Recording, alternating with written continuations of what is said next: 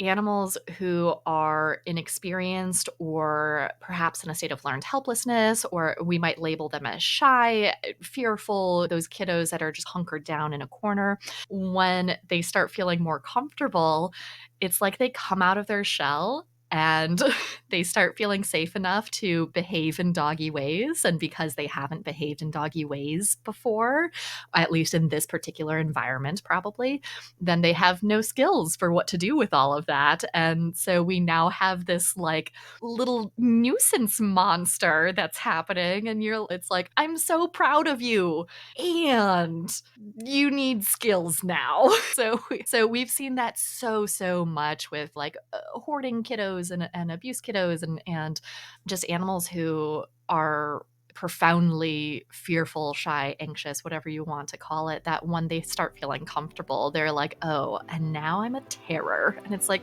cool. Thank you for showing your true colors. We have more work to do now. We have different work to do now.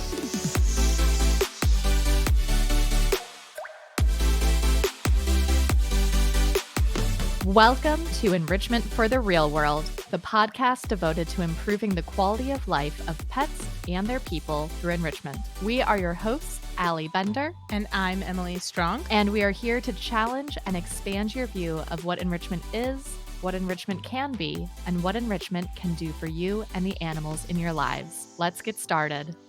Thank you for joining us for today's episode of Enrichment for the Real World. And I want to thank you for rating, reviewing, and subscribing wherever you listen to podcasts. Last week, we heard from Kim Rose, and one of the topics we discussed was what behavior consulting can learn from nutrition. This week, we're going to dive further into if it can have an effect, it can have a side effect, and talk about implementation with the animals in your life. In this implementation episode, Emily and I talk about relay racing choosing violence, when you do too good of a job, how my dog is a weirdo who creeps people out, a floofy fence fighter named Timothée, and an extinction burst for the ages. So in last week's episode, Kim and Emily talked about how if it can have an effect, it can have a side effect. And obviously I don't know why I'm talking about you in the third person. You're right here. You both were approaching that statement from a natural medicine standpoint, but that statement is also true for behavior modification. And I literally just had this conversation with a client. And so I'm really excited to talk about this in the podcast. Yeah. When you said that, it blew my mind. And I was just like, yeah, oh my God, yes, it also applies to behavior. Of course, I'm having a hard time thinking of very many things about nutrition that don't also apply to behavior. So I feel like this is a welcome to Tuesday situation. Yeah. And I think one of the reasons that it's really important for people to know this, I mean, so many reasons, and that's going to vary based off of like what aspect we're talking about. And we're going to get into all of that in just a minute. But I think one of the things that's really important to know is when you're working on a behavior modification plan, you're working towards your goal. You're trying to like quote unquote fix something. We know that fix is not the right word, but I'm just going to use that because it's the easiest word to use in that sentence. You're working to fix something, and then it's like something else breaks, and it can feel really discouraging, and it feels like it was all for naught. And there's a lot of feelings that come with that. And so I think when you know that that's just par for the course, that's what happens when you change one thing, it affects something else, then it's not as discouraging. Yeah, I definitely agree with that. It's happened many times with my clients where they did a thing, it made the anticipated changes and also unanticipated changes, and then they felt frustrated and demoralized, like, oh, this doesn't work, like we can't do this, this is not a viable strategy because see this other thing that happened over here. And so yeah, having to navigate those conversations with clients sometimes can be difficult if you're not proactive about it, because it's harder to pull people back from the discouragement ledge than it is to just warn them, like, there's a discouragement ledge over there, so like maybe don't walk in that direction, right? And not just with clients too, but I think for ourselves as professionals, when we can anticipate that it's going to have potentially a side effect, and one, warning our clients about that, but two, just knowing that coming into a session, like, it's not all gonna be sunshine and there's good and bad, and we're gonna have to figure things out and troubleshoot. I know for you and me, Emily, like, that's one of the fun things is doing all that troubleshooting, but we know from Pet Pro that that troubleshooting can be anxiety inducing for a lot of professionals. Yeah, we hear that all the time, right? Like a lot of the people in Pet Pro share with us that when a client comes back and goes, "I broke it," they just immediately feel so bad and really internalize that as a failure when really it's just a natural part of the trial and eval process of behavior change because behavior is so complex and we can't control all the outcomes. And so trial and eval is just a part of the deal, right? So let's talk about, I think, the three most common ways that there can be side effects to our intended effects. But I want to also say, of course, these are just the three kind of most common categories that we experience. I'm sure there are other ways that these like weird little behavioral side effects happen. But the three most common ones that we experience start with there can still be harmful side effects with positive reinforcement. Sorry y'all. I like to choose violence. So you can still even when you are using procedures that are in fact resulting in positive reinforcement as the consequence for those procedures, you can still end up with unintended side effects. And one of the ways in which this can be true is when an animal learns a behavior really, really, really well and has such a strong reinforcement history for that behavior that it compromises their behavioral diversity. A really good example of this is a dog that I worked with a few years ago named Wilson. He was a big boy. He was like 60 something pounds, and he was a lot of herding breed mixes with who knows some other big galoo type of breed. So he's a big boy, and he had been through training classes, and his parents had been working really hard to help him with some issues that he was struggling with. And one of their kind of coping strategies that they had worked on with previous trainers had been going to his crate for as a way of avoiding all the things in his life that he didn't really care for. So that's great, and it was in fact reducing some of the ways that he was acting out in stress. But the problem with that is that he just went to his crate all the time, and he would just be like, "I'm in my crate now, so treats, right? Crate, crate." And they would try to get him to come out of the crate and do other things. And he was like, "No, the crate is where I get food, so I'll stay here, thank you." And so it was just a really interesting case to be brought in on because it wasn't a fear issue. Like when I watched his body language, it definitely wasn't he was hiding in his crate and he was scared to come out. He was like, "I go crate, I get treats. This is what I do." And I was like, "All right, bud. Well, that's great, but let me show you all the other ways that you can get so many different types of reinforcers in life beyond just like hanging out in your crate, my good buddy." So it was very sweet. It's a sweet problem to have. It's a sweet side effect because, I think we're so used to seeing animals that are anxious or fearful or guarding, protective, whatever labels you want to use. But it was sweet to be called in on a case where it's like, well, our strategy has worked a little too well, and now we can't get him to do anything other than go to his grade. So that's an example of one of those harmful side effects of positive reinforcement based training. Like just because it's typically how we want to choose our procedures doesn't necessarily mean that it's going to be completely free of side effects. That was a really sweet example, and I'm just gonna come in and pick up your violence because you dropped it. So, to run with that violence, one of the other harmful side effects that we can see is I'm gonna say this strongly, using food inappropriately. And that is stronger than I tend to like saying things, but I've seen enough harm happen from this that I I'm gonna choose the violence here.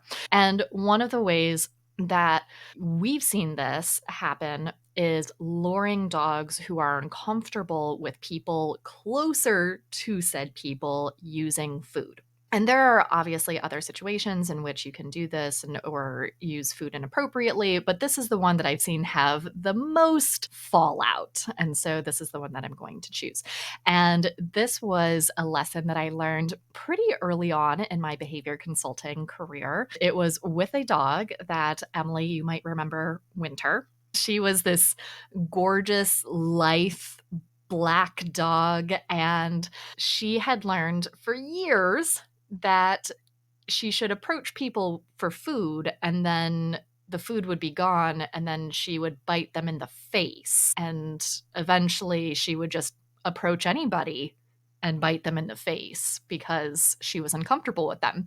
And so I think a lot of times we assume that food equals comfort. And it's like, well, no, there's a lot of things that some kiddos will do for food even if they are uncomfortable, and she was the poster child of that. Of she was like, I'm not comfortable with you, I don't want to be near you, but I'll come for the food, but when the food's gone I'm going to tell you to go away from me, even though I was the one that came closer to you because I have a learning history of doing that. So that is one that, oh, I still have obviously feelings about because you get bitten by those kids. I think part of the reason I have so many feels about those situations is because they have such a tendency to make people think like, see, positive reinforcement doesn't work. Some animals need punishment or need discipline or need whatever. And it kind of breaks my heart because it's like, No, that's not what's happening here. I totally understand why that's your perception, but that's not it. That ain't it. That's not what's going on here. Please learn more so that you can see what's actually happening. My third example, I'm just gonna what are those races where you like pass the baton? Relay. We're just gonna relay race the violence. And my third point is that micromanaging through positive reinforcement is still micromanaging.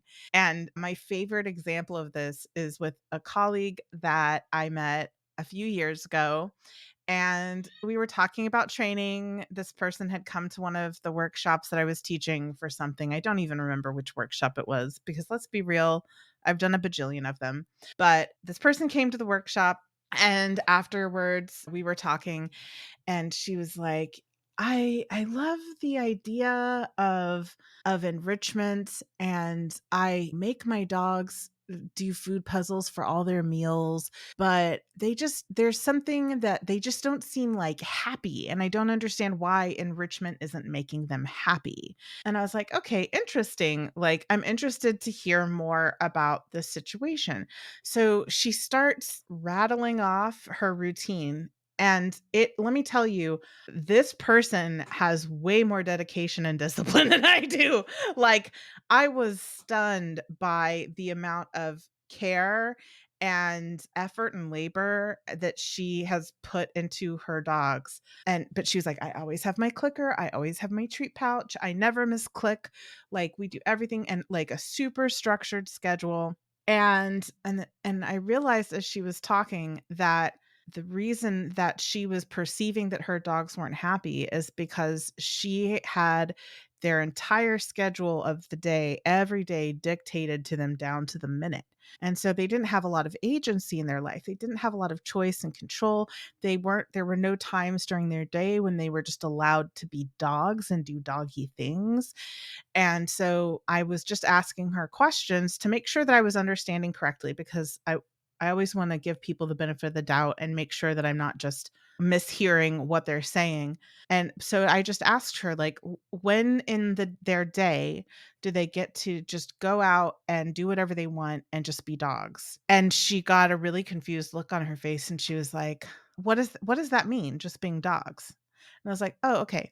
Like where they can just do whatever they want. You know how dogs, like, they'll run around the yard and sniff, or they'll like bark at squirrels, or play with each other, or scratch themselves, or bask in the sun, like whatever it is that they do, they just go out and do doggy things. And she was like, oh, they don't really do that. And I was like, okay, well, try that. Try that and let me know what happens. It was such a novel concept for her that she had to go out and intentionally find a way to loosen up her schedule enough for them to have free time. And I heard from her later that it had just made a huge difference for her dogs, and they were just much more relaxed and loose, and they grinned more. And I just thought that was a really potent reminder that yes, most of the time, if we're using appetitive methods, the consequences are in fact positive reinforcement, but that's not the end all be all. That doesn't mean that there's no risk for a harmful side effect happening as a result of how we're using positive reinforcement. The next way that we see effects having side effects is when you do something too well. And Emily, this is similar to your story about Wilson, except it's a situation in which it doesn't compromise behavioral diversity. But you do something so well that you now have the opposite problem. So let me give you some examples of what this looks like. And I'll start off with my own kiddo, Oso. So when I adopted Oso, he was a stranger danger case. And we spent a lot of time working on people are not scary, they are awesome. Treats are part of meeting people, but you don't have to come closer. In fact, you get to go away and eat your treats when you're meeting people. And so we did that for a long time. And then after that, we had the opposite problem of people are now very exciting, and so we come in and all 90 pounds of us jumps on them and is excited, even though we're a senior and that's not what seniors are supposed to do. But he didn't get that memo. We then, like, the pendulum swung too far. Then we had to say, like, okay, people are still good and still exciting, but maybe not as exciting as all of that. And so that's an example where, like, yeah, we did solve the initial problem. He no longer feels uncomfortable with the majority of strangers. But then we had a new problem of strangers are now exciting and we like them a little bit too much sometimes, more than they would enjoy being liked, I should say. Because my dog is weird, y'all. And he does, okay, he does this thing where he has to sniff your head. Emily, this should come as no surprise based on the time that when he was our office dog. I have had my head sniffed by Oso many, many times, not just when he was our office dog, but when I have come to visit you in Chicago and I've been staying at your house. He's a very thorough full head sniffer. Very, very. And so, like, you have this 90-pound dog right next to your face that you, because I tell people he has a bite history, like, well, like, please be careful, all of that, right? And and he's like pressing his nose into your scalp. I love it, but I can understand how people who don't know Oso as well as I do, or who don't know dog body language as well as I do, would be terrified by the Oso head inspection. And sometimes he puts his paws on your shoulders to get to the top of your head if you're tall, especially. Like, it's yes, if you don't know him, it is very creepy, and I think it's hilarious. Everybody who knows him and knows that that's what he does, like it's so cute. People come into my house and, like, do the thing that you're not supposed to do with dogs, but it works better with him, where you, like, just bend over and so he can, like, sniff your head instead of jumping up. Like, that actually works better for it. I got completely sidetracked by talking about how much of a weirdo my dog is. It's just he's so funny. He's so funny. But yeah, so we had to then be like, okay, but, like, manners, please, sir. Like, let's maybe not immediately sniff somebody's head because the human is now uncomfortable with you instead of you being uncomfortable with the human. So that's one example. And then one of my favorite examples of this too, where it's not a failure, it's a calibration. Like, we solved one and now we have to swing that pendulum back a little bit. This kiddo, his name was Porter. He was also a brindle. He reminded me quite a bit of Oso. And Porter, the kind version, is he was a hot mess when I first met him, when I first started working with him and his family. And he had many behavior issues that we wanted to work through. And one of the last ones that we worked through in our kind of like original bout of sessions, original grouping or bundle of sessions, was he was afraid of going outside. So they did not have a fenced in yard. They had to take him out on leash, and he was afraid of leaving the house, of being outside, of walking, of all of the things related to this particular activity. And so we worked very hard on Porter feeling comfortable being at least in the backyard, the front yard, the area around the house, and like a little bit down the street. And we got to the point where he could even go to like a nearby field. He was doing awesome. And we were like, yay, okay, Porter, awesome. We are graduating to as needed sessions. I was so proud of them. Like, they did so much work with this dog. About 2 years later, they contacted me and they were like, okay, we would like to work with you again because we're having this problem where Porter won't come inside. And I remember emailing them and I was like, can you verify this was the dog that we spent months working on him feeling comfortable outside and he is not coming inside? And they're like, yes, that is what is happening. And so again, similar to Oso, we spent so much time working on Porter feeling comfortable being outside, enjoying being outside, loving being outside, that it just we took it a little too far. And then he was like, outside is the best place in the entire world. And we were like, okay, but also inside is still good too. So there are definitely situations like that where we do too good of a job. And now we need to swing that pendulum back a little bit.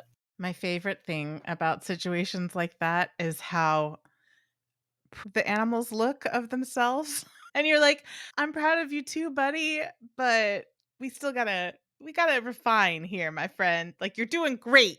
Look at you being so brave. And also, They're like, look, I'm doing the thing that you wanted me to do. And it's like, you are. You are. it's so sweet. It's delightful. Yeah. The third category of ways in which our behavior modification plans can have an effect as well as a side effect is that sometimes something will look like it's getting worse while it's getting better. And that can cause people to panic because they're like, oh, it's even worse now. Like, what's happening? I'm sorry that I did this. And there are a few ways that this can express itself. One of the ways that we see a lot, or no, let me rephrase that. One of the ways that we used to see a lot more when we worked at a sanctuary, and now we don't see as often, but we still see it somewhat, is when dogs or parrots or other species had a history of being punished for any communication at all. So they would just stop communicating and just skip to biting. And so we would see a lot of these kind of bite out of nowhere cases that, when we would dig a little deeper, always came along with a history of punishment for any of their warning signs. So, as we're teaching these dogs, you can communicate. It is safe to do so.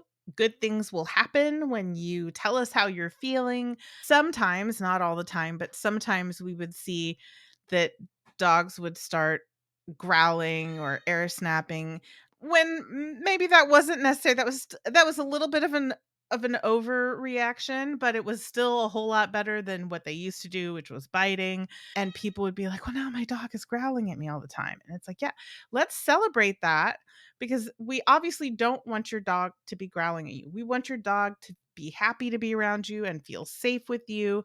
And also, let's celebrate the fact that your dog feels safe enough to tell you how he's feeling instead of just biting you like he used to, right? So that is an example that, man, we used to see that all the time. That was like a almost daily occurrence for us when at the place where we met. But we fortunately don't see those cases as often as we used to.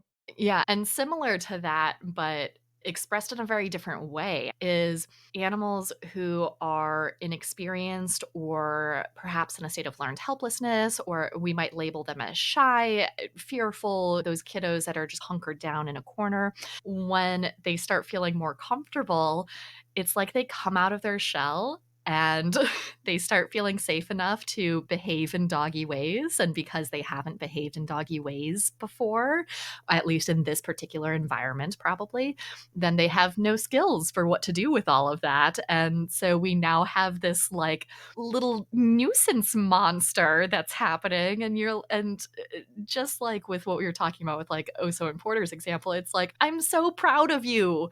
And you need skills now. So we've seen that so much with like hoarding kiddos and abuse kiddos and just animals who are profoundly fearful, shy, anxious, whatever you want to call it, that when they start feeling comfortable, they're like, oh, and now I'm a terror. And it's like, cool. Thank you for showing your true colors. We have more work to do now. We have different work to do now. Copper was actually one of those dogs. I'd forgotten about it because it was such a long time ago, but he was a pretty fearful little dude when Chuck and I first met, and I was helping Chuck to help Copper work through some of the stuff that he was afraid of, and I got this text from Chuck one day that was like, Copper just got into the trash for the first time. He's never gotten into the trash. Like, what are you doing? Like, your training's not working. And I was like, hear me out. It is working, but I know that we're new to each other and I know that you're new to the behavior. So like I get it, but we got to talk about why this is a good thing. And also put your trash can in your pantry. It's not that hard. But also, I could imagine Copper with his little face just like getting into the trash and being like, doing it. Well, and now his favorite thing to do is to go to his recycle bin and like sift through everything in the recycle bin and pick out which piece of cardboard he wants to tear up. So like now getting into the trash is his favorite activity. We just have a more appropriate way for him to do that. The last situation in which we can see that it looks like the behavior is getting worse when it's actually getting better is when extinction happens. We see these extinction bursts. And I want to be clear, we're not advocating for the use of extinction. There are certainly less forceful and less stressful ways to teach animals the skills that we want. But sometimes extinction occurs naturally in the environment independently of us. It had nothing to do with us. And so we can see that we've done some training, it's going really well, and then suddenly the environment changes and the dog has, or pet, whatever species, has big feelings about those changes, and it looks like the behavior is deteriorating. So my favorite example of this is a dog named Timothée, who was like a cute little floofy Australian shepherd, those beautiful like merle with like white blue eyes, like just really beautiful little Australian shepherd. Timothée was his name. And he had been fence fighting with the neighbor's dog. Yes, Allie, you cannot say his name in any way other than Timothy. It's necessary. You do, with that little like British accent lilt at the end of it. Timothy. Yeah, yeah. With the just the little bit of vocal fry right at the end. Yep. That's how you pronounce his name. Get it right. So anyway, Timothée would fence fight with the neighbor dogs. And so that's why they hired me to work with Timothy and his fence fighting. And so we worked on it and it got to where he actually just really loved the neighbor dog. And so then they would play at the fence instead of fight at the fence. Well, then the neighbors and their dog moved away. There was no dog over there anymore. And so Timothy's like well reinforced behavior of running over to the fence and running wiggly body running back and forth with the neighbor dog suddenly stopped being reinforced. That reinforcer went away. The dog was no longer there. And let's just say that Timothy did not handle that well. And it looked like his fence fighting had just come back in full force because he was quite insistent, to put it kindly, that the fence bring his friend back. And he told the fence in no uncertain terms that it was incorrect, that his friend was gone. And it was one of those situations that was like cute, sad, hilarious. Like, oh my God, you're adorable. I'm so sorry that you're grieving, like not that the dog died, but the loss of your friend. You lost your friend. And also, this is hilarious, dude. Like, you can't, yelling at the fence is not going to make your friend come back. And so the clients were really concerned that the training that we had done had taught Timothy to scream at the fence. And I was like, No, your dog is bummed because his friend is gone." So what was cute is we worked on a few different things, and by the way, they were making great progress, but they decided that the ultimate solution was just to get Timothy a friend. And so they adopted a second dog, and then Timothy had a BFF. He didn't have to yell at the fence anymore. So that's a good example of extinction that I wasn't doing as a training strategy, but life just lifed really hard. And the result was an extinction burst for the ages that it looked like it was a result of our training, but actually it was the good news that Timothy felt that great about a dog. And if he can have one dog friend, then it's possible for him to have other dog friends. I like that the solution is he just needs a friend. It's so cute. Right. And it's not something that I don't tell clients, like, get another pet, because obviously that's fraught with a lot of risks and problems. But in this case, it was a decision that they made that I didn't recommend. And they felt good about it. They liked the idea of having a second dog. They made sure to do nice dog intros to make sure that Timothy liked the other dog and the other dog liked Timothy. And so it was a happy ending for sure. I love it. All right. Well, today we talked about if it can have an effect, it can have a side effect, which is true from a natural medicine standpoint and also from a behavior standpoint. And the different categories that we talked about from that behavior standpoint include there can still be harmful side effects with positive reinforcement. It's not failure, it's calibration. And sometimes something will look like it's getting worse while it's getting better. Next week, we'll be talking with Eileen Anderson about understanding sound sensitivities and phobias. Thank you for listening. You can find us at petharmonytraining.com and at Pet Harmony Training on Facebook and Instagram, and also at Pet Harmony Pro on Instagram for those of you who are behavior professionals. As always, links to everything we discussed in this episode are in the show notes, and a reminder to please rate, review, and subscribe wherever you listen to podcasts. A special thank you to Ellen Yoakum for editing this episode. Our intro music is from Penguin Music on Pixabay. Thank you for listening, and happy training!